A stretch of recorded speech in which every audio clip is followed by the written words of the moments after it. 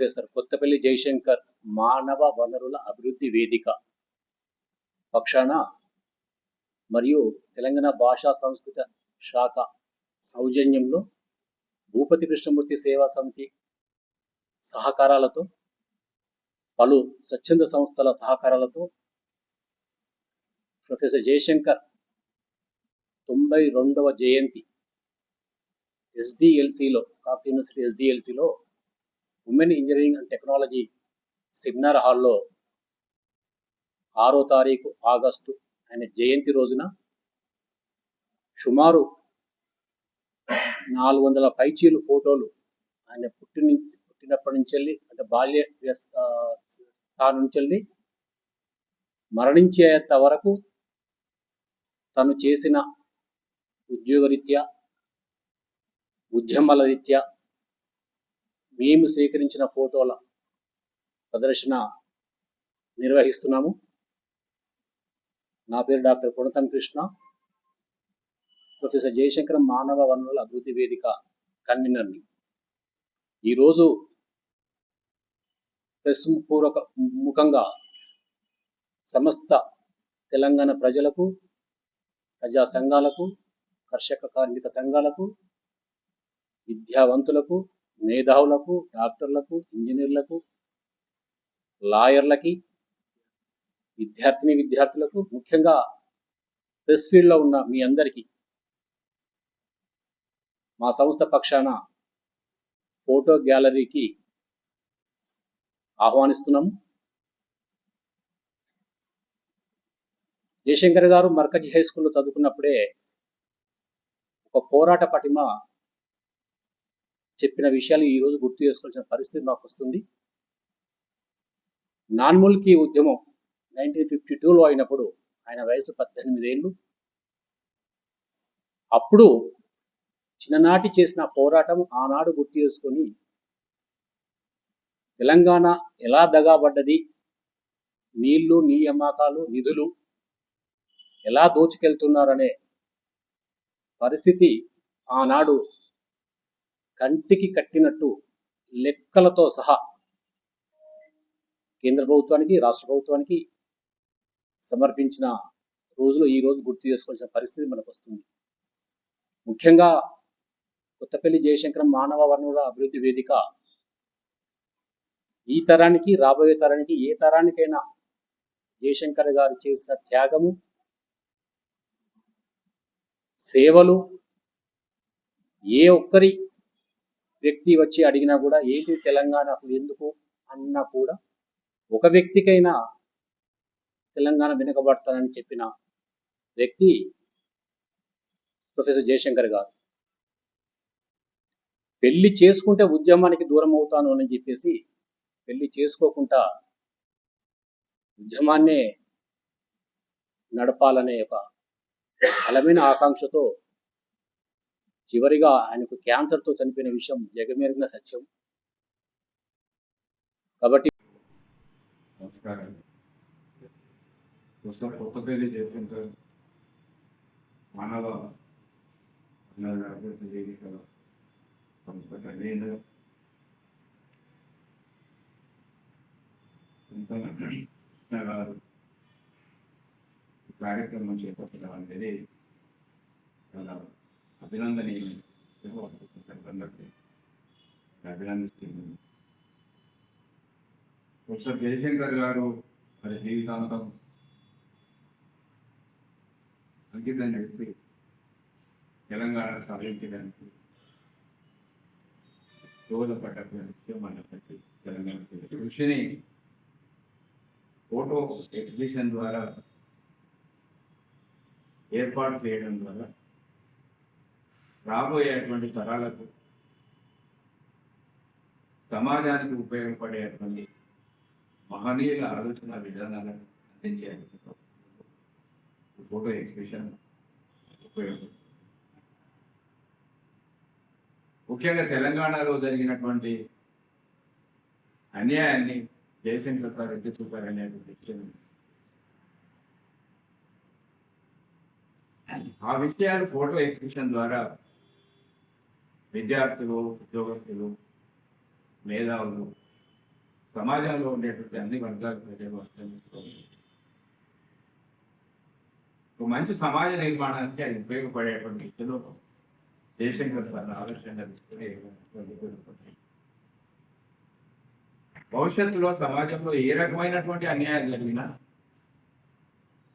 జయశంకర్ సార్ని అర్థం చేసుకున్నారు. జయశంకర్ సార్ స్ఫూర్తితో చైతన్యం పొందడానికి ఇది ఉపయోగపడుతుంది. అదేవిధంగా ఆ అన్యాయాలను వ్యతిరేకించడానికి భవిష్యత్ తరాలకు ఇది ఉపయోగపడుతుంది. ముఖ్యంగా విద్యార్థి దశలో ఉండేటువంటి వాళ్ళు ఈ విషయాలను అర్థం చేసుకుంటే వారి జీవితాలలో మంచి పౌరులుగా ఎదగడానికి, మంచి సమాజ నిర్మాణానికి వారు ఉపయోగపడేటువంటి పద్ధతులలో జయశంకర్ గారు చేసినటువంటి కృషి ఫలితంగా తెలంగాణ ప్రజలందరూ ఐక్యంగా పోరాటం చేయడం వాళ్ళు తెలంగాణకు రాష్ట్రం సిద్ధించింది అనే విషయం మనందరికీ జయశంకర్ గారు కృషి ఒకటే కాకుండా అనేక మంది త్యాగాల ఫలితంగా తెలంగాణ సిద్ధించింది. జయశంకర్ సార్ ఏదైతే కోరుకున్నారో నీళ్లు, నిధులు, నియామకాలు అనే విషయాన్ని అవి నిజంగా ఇవాళ ఈ ప్రజలకు అందుతున్నాయి అనేటువంటి విషయాన్ని కూడా ఈ విద్యార్థులు తర్వాత మిగిలినటువంటి సమాజం ఇంకా అర్థం చేసుకోవడానికి ఉపయోగపడుతుంది. మనం అర్థం చేసుకుంటే రెండు ప్రభుత్వాలు మారినాయి, కానీ జయశంకర్ సార్ ఆశయాలు ఏదైతే ఆయన కోరుకున్నాడో అది తెలంగాణ ప్రజలకు అందడం లేదనే విషయం వాస్తవం. ఇవాళ రాష్ట్రంలో అధికారంలో ఉన్న వాళ్ళు, ప్రతిపక్షంలో ఉన్న వాళ్ళు కూడా వాళ్ళు అదే చెప్తున్నారు. ఆ తప్పులు జరిగినాయి, అన్యాయం జరిగిందని ప్రస్తుత ప్రభుత్వాలు కూడా ఏదో మేము చేస్తున్నాం జయశంకర్ సార్ ఆలోచనకు. వాళ్ళు అన్నట్టుగా నీళ్లు సమానంగా ఇవ్వాలి కదా, రైతులు కష్టపడేటువంటి పరిస్థితి. రాజకీయ నాయకుల కొట్లాటలో భాగంగానే ఇలా నీళ్ళన్నీ ఆగమైపోయేటువంటి పరిస్థితి. ఇలా ప్రాజెక్టులు కట్టినా సామాన్యమైనటువంటి రైతుకు ఖచ్చితంగా నాకు ఇవాళ నీళ్ళు వస్తాయి అనేటువంటి పరిస్థితులు మనం ఎదుర్కొంటాం, తెలంగాణ ప్రజలు ఎదుర్కొంటాం. ఇవాళ నాట్లు వేశారు, పత్తులు పెట్టారు, అనేక పంటలు పెట్టి పాపం ఏదో మాకు లాభం జరుగుతుందనే ఆలోచనతో వర్షాలు పడకపోతే వర్షాల మీద మద్దతు వరకు ఆధారపడేటువంటి పరిస్థితి రైతులకు. ఇలా విద్యార్థులు కూడా మాకు ఫీజులు లేవని ధర్నాలు చేసేటువంటి పరిస్థితి ఇవాళ వచ్చింది. అంటే ఇటు విద్యా సంస్థలు, హాస్పిటల్స్, అటు రైతులు, నీరు రాక, అటు ఉద్యోగాలు రాక అనేక సమస్యలను వాళ్ళకి. కాబట్టి ఏదైతే ఈ ఎగ్జిబిషన్, ఫోటో ఎగ్జిబిషన్ పెట్టిందో దీని ముందు చైతన్యం పొందినటువంటి విద్యార్థులు జయశంకర్ సార్ కోరుకున్నటువంటి తెలంగాణ వచ్చిన తర్వాత కూడా జయశంకర్ సార్ కోరుకున్నటువంటి ఆశయాల సాధన కోసం వాళ్ళు భవిష్యత్తులో ఉద్యమం చేస్తే తప్పితే వారికి సహకారమైనటువంటి పరిస్థితి లేదనేది అర్థం చేస్తుంది. భవిష్యత్తులో ఈ తెలంగాణ రాష్ట్రంలో ఉండేటువంటి అన్ని వనరులు తెలంగాణ రాష్ట్ర ప్రజలకు, అన్ని వర్గాల ప్రజలకు అందుబాటులో ఉండేటువంటి విధంగా చైతన్యం పరచడానికి, ఉద్యమాలు చేయడానికి, వాళ్ళు కొట్లాడి సాధించుకోవడానికి ఈ ఫోటో ఎగ్జిబిషన్ ఉపయోగపడుతుందని కృష్ణ గారు ఏదైతే ఈ కార్యక్రమం పెద్ద ఎత్తున పాపం 6 నిమిషాలు ఎలాంటి ఫోటోలు ఇస్తున్నాం మహబాద్కి వెళ్తున్నారు. తెలంగాణలో అన్ని ప్రాంతాల వరకు, అన్ని రంగాల దగ్గరికి, అన్ని వర్గాల ప్రజల దగ్గరికి చేరి దీన్ని జయప్రదం చేయడానికి ఉపయోగపడుతుంది.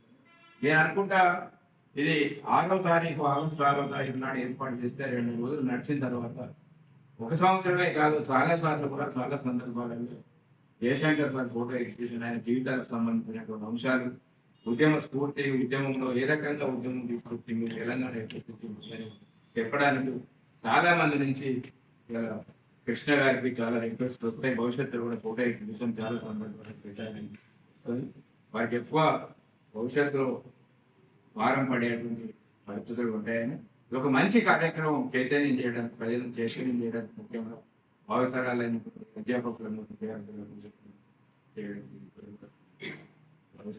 వారికి మరొకసారి ప్రొఫెసర్ నారాయణ రాష్ట్రీయ విశ్వవిద్యాలయంలో ఫార్మసీ విభాగంలో ప్రొఫెసర్ చేసి రిటైర్ అయ్యారు.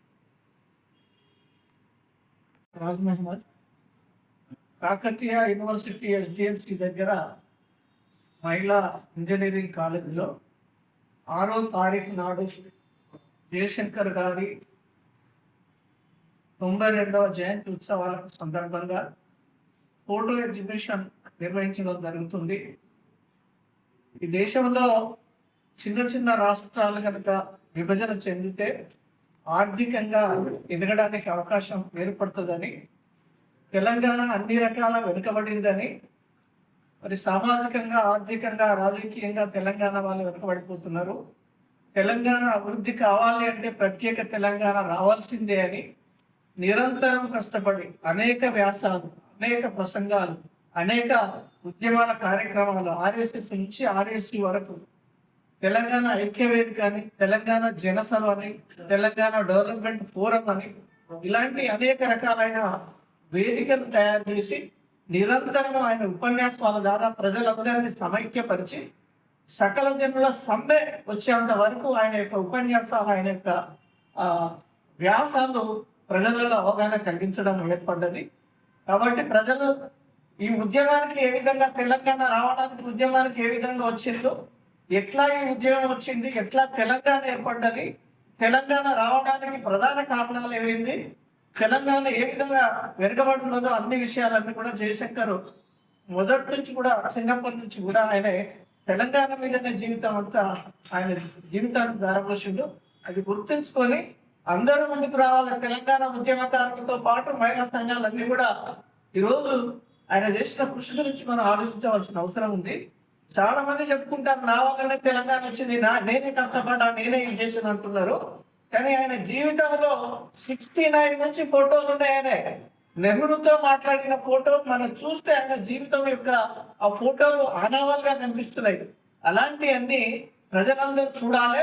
దేనికోసం తెలంగాణ వచ్చింది, దేనికోసం తెలంగాణ కావాలని కోరుకున్నాం, మరి వచ్చిన తెలంగాణలో ఏం జరుగుతుంది అనేది కూడా ప్రజలంతా మరి ఒక అవగాహన రావాలి. ఇంకా ప్రభుత్వాలు కూడా కేవలం వాళ్ళ పబ్బం గడుపుకోవడానికి ముందుకు వస్తున్నాయి తప్ప ఒక ఆశయం కోసం తెలంగాణ సిద్ధించింది. ఆశయం కోసమే మళ్ళీ తెలంగాణ కోసం ప్రజాప్రతినిధులంతా మరి ముందుకు వచ్చి తెలంగాణ యొక్క ఆశయాలను నెరవేర్చాలని సందర్భంగా ప్రజలందరికీ విజ్ఞప్తి చేస్తున్నాను. Thank you.